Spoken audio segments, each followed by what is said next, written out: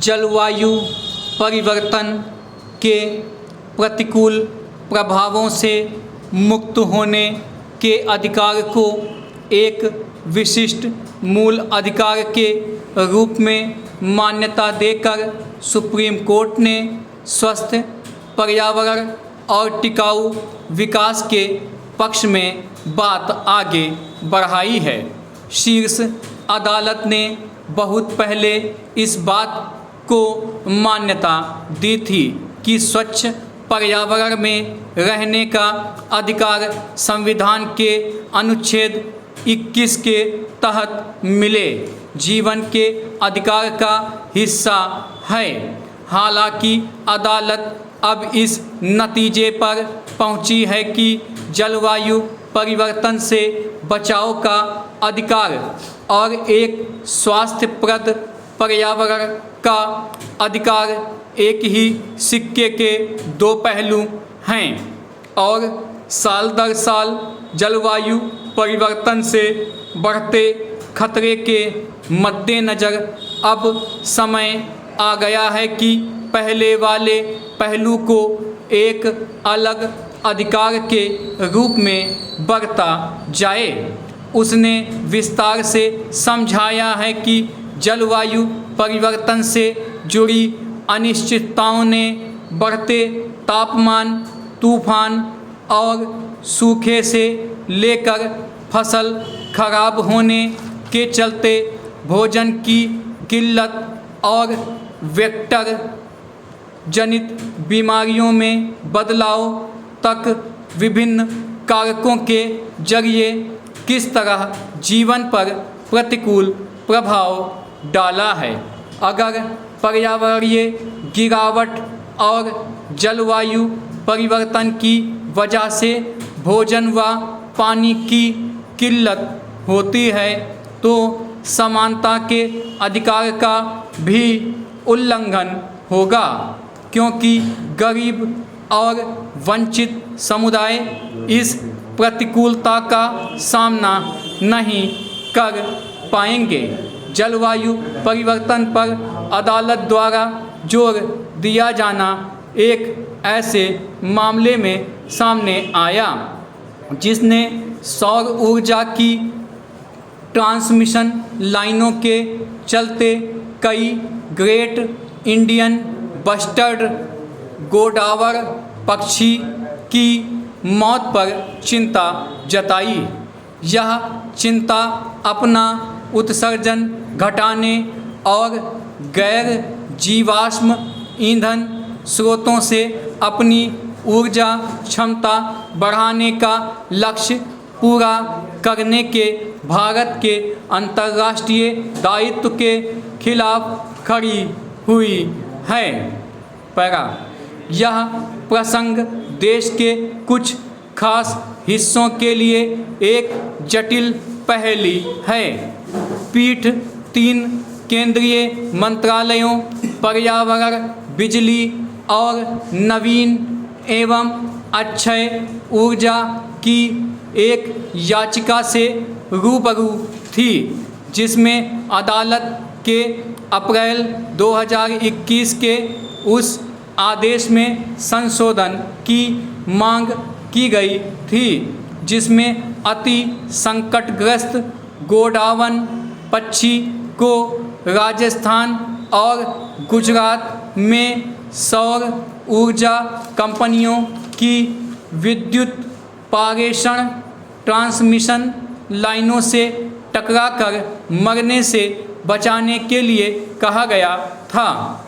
पूर्व के आदेश में यह निर्देश दिया गया था कि प्राथमिकता जहां इस पक्षी के रहने की जानकारी है और संभावनाशील जहां संरक्षण के प्रयास चल रहे हैं, दोनों क्षेत्रों में भिन्न वोल्टेज वाले विद्युत लाइनों को भूमिगत बिछाया जाए और मौजूदा ऊपरी लाइनों को भूमिगत लाइनों में बदला जाए।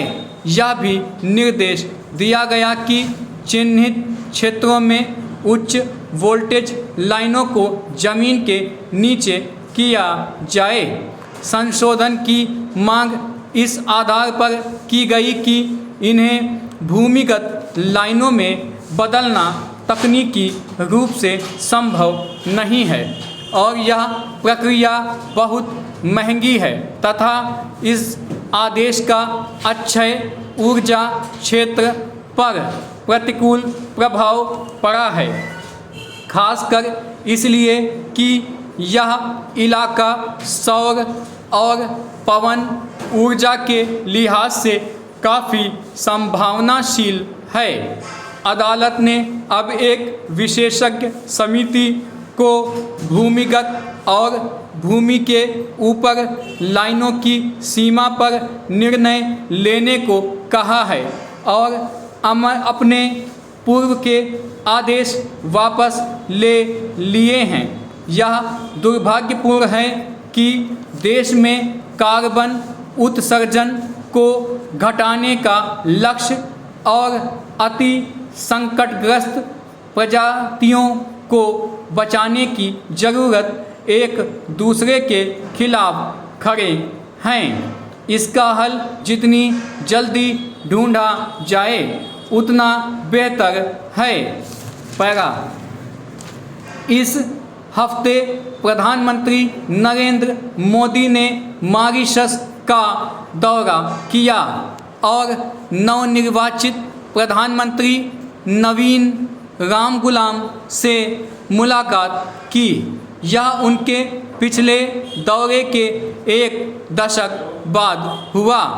उनकी यात्रा का मकसद भारत मॉरीशस की रणनीतिक साझेदारी को मजबूत करना और नई आर्थिक व विकास पहलकदमियों की शुरुआत करना था।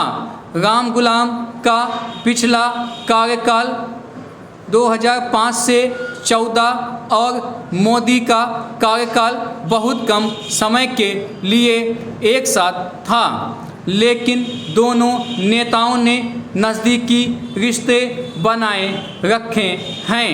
यहाँ तक कि भारत की सख्त कोविड-19 लॉकडाउन के दौरान भारत सरकार ने इलाज के लिए रामगुलाम को भारत लाया जाना सुगम बनाया। इस मदद का आभार मानते हुए रामगुलाम ने मॉरीशस के राष्ट्रीय दिवस समारोह के मुख्य अतिथि के रूप में मोदी का गर्मजोशी से स्वागत किया। इस समारोह में मोदी को सर्वोच्च राष्ट्रीय सम्मान भी प्रदान किया गया। भारत का निकटतम भौगोलिक पड़ोसी नहीं होने के बावजूद मॉरीशस भारत के साथ गहराई से जुड़ा रहता है। तकरीबन 70% से ज़्यादा मॉरीशस वासी भारतीय मूल के हैं और उनका भारत के साथ पुराना सांस्कृतिक नाता है। विभिन्न कार्यक्रमों में मोदी की भागीदारी ने इन साझा ऐतिहासिक और सांस्कृतिक जुड़ावों को रेखांकित किया, लेकिन यह दौर मुख्यतः रणनीतिक प्राथमिकताओं पर केंद्रित था। भारत हिंद महासागर के एक प्रमुख खिलाड़ी, एक अफ्रीकी देश और ग्लोबल साउथ के साथ जुड़ाव की एक अहम कड़ी के रूप में मॉरीशस के साथ अपनी साझेदारी मजबूत करना चाहता है।